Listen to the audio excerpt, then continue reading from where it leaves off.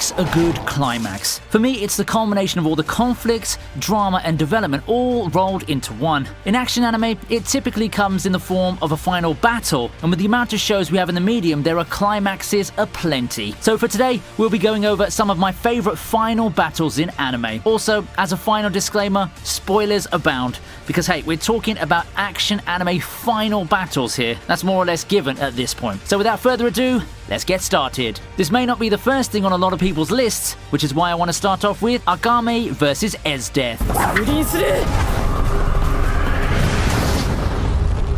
Akame vs Esdeath is quite the ride. I remember when this first aired, we were just coming off the emotional storm of Tatsumi actually dying after defeating the Emperor and entrusting the finale to Akame. With both sides suffering major losses, it was time for the final showdown. All chips are thrown in the battle as both Akame and Esdeath unleash their trump cards on one another. Akame, with what people jokingly call her ghoul form, manages to land a poisoned blow, but that won't be enough to stop the strongest enemy general. In the end, after a dirty and gritty fight, Akame overcomes Esdeath's broken skill of stopping time to land the decisive blow. Esdeath chooses to die alongside Tatsumi in a last show of her love. Akame ga Kill was quite the contentious show back then, mostly due to the deaths and not following the source material in a lot of parts. However, with what the anime team did in those anime original moments, I can't be too mad. This final battle, for me, is quite the nice finale, and in some ways, I actually liked it more than the manga events.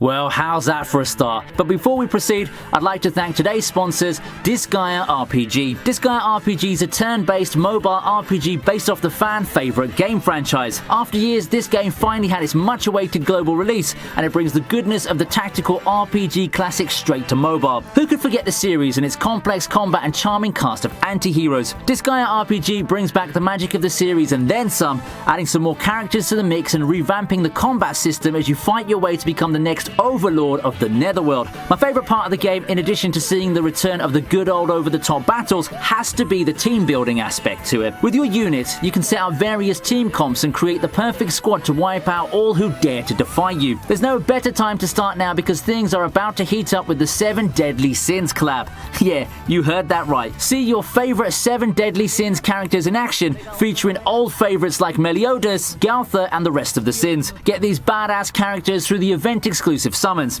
I'm going for either Barn or King, personally speaking. Oh, and did I mention the loads and loads of login bonuses that we'll be getting? Yeah, perfect time to hop in and join the fun. Lastly, Disgaea RPG communities are among some of the best ones out there. The tightly knit communities just give me so much fun through their activities, and I've gotten my fair share of gifts from there too. If you're up for a tactical RPG that will test your tactics to the fullest, Disgaea RPG is the game for you. Download the game now, and you can use the code which I'll provide in the description and get special gifts for free. Enough of that though, and we move on to a series that shaped a bit of my high school days, Samurai Champloo.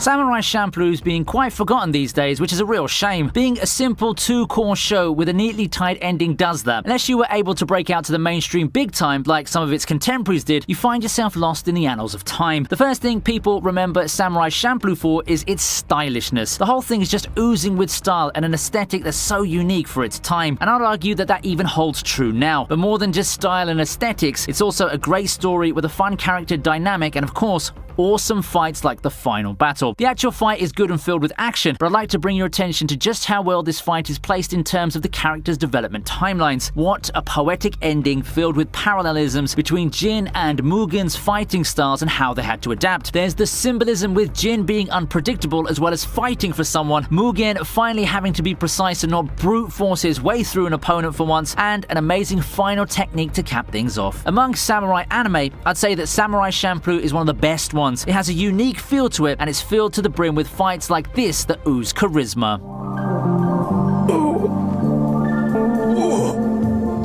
When it comes to inspirationally thematic battles, however, my vote goes to Gurren Lagann's final battle.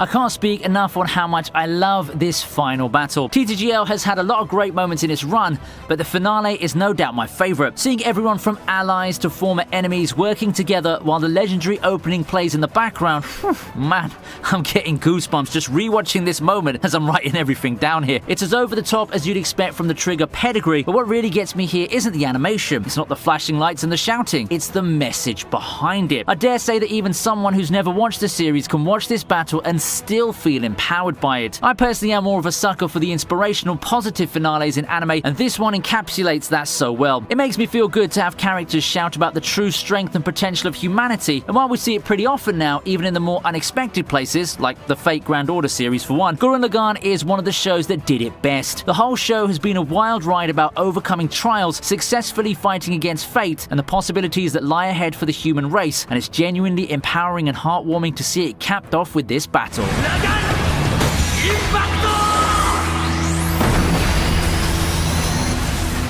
And now for a cinematic inclusion we have Nanashi versus Luo Lang.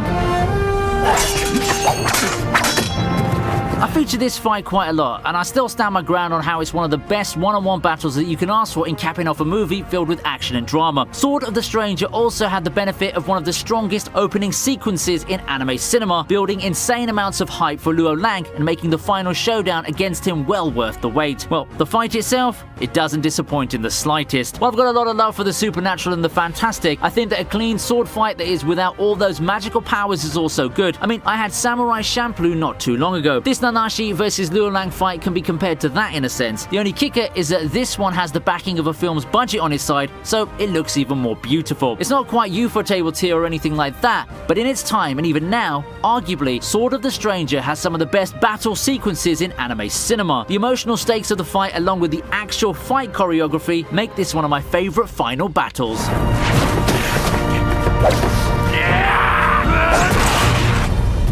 We return to the world of magic and science with Full Metal Alchemist Brotherhood's final battle.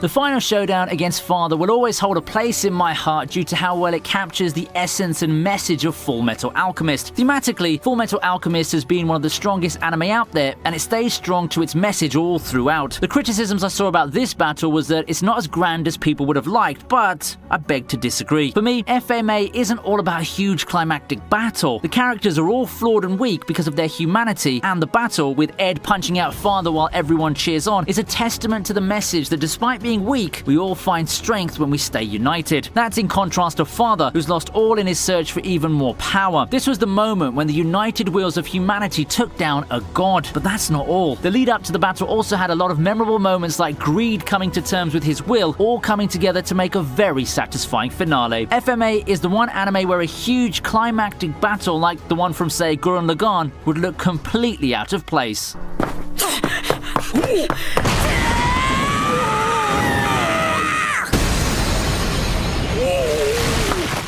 Ironically, that can't be said about something like Fate Zero.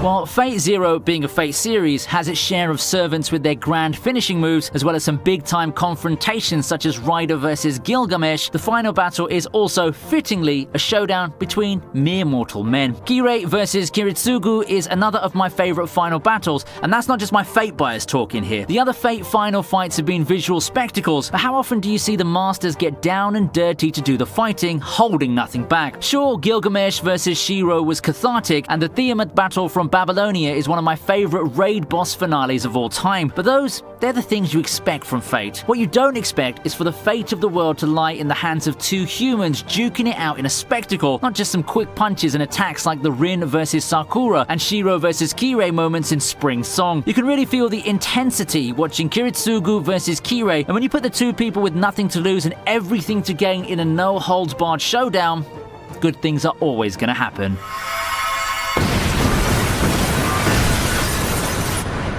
I feel JoJo deserves a spot on this list, especially with how much I enjoyed Jotaro versus Dio.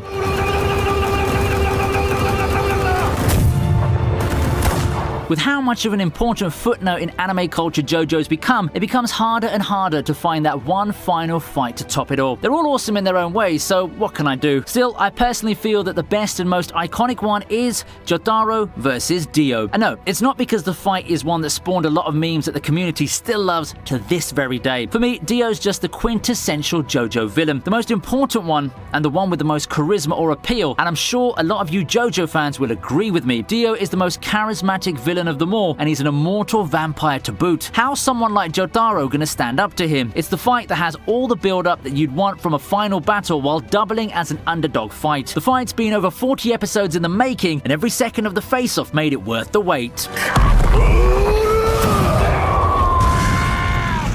As if I can do a top fights video without talking about Naruto's final battle in some form, here's Naruto versus Sasuke.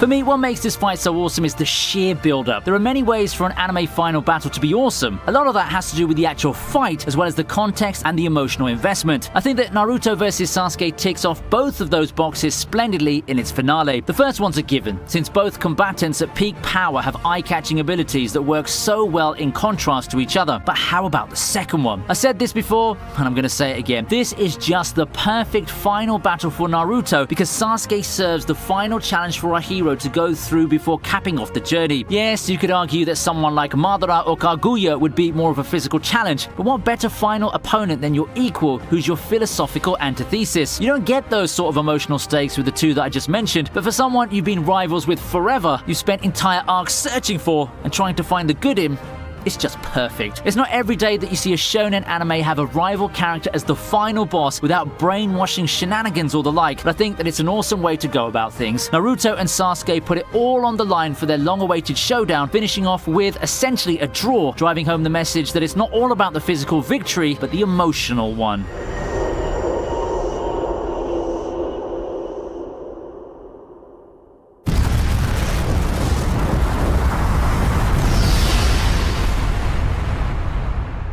I think that this video has gone on for quite long now, so if I were to pick a fight to finish off my list of favorite final battles, then I would go for Gintoki versus Utsuro.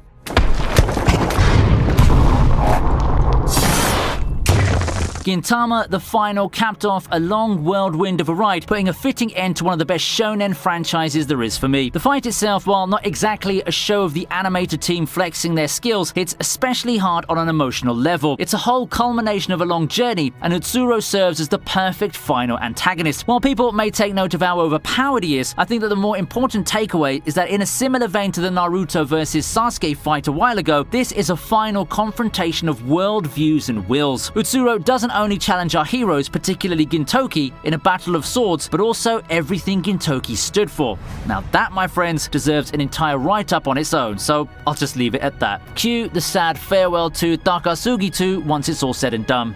You'll be dearly missed. Overall, this fight had a lot of impact on me. I won't outright put it up as one of those fights that will change how you see anime forever or anything outrageous like that, but it's a damn good fight that will live on in history as a solid finale to Gintama.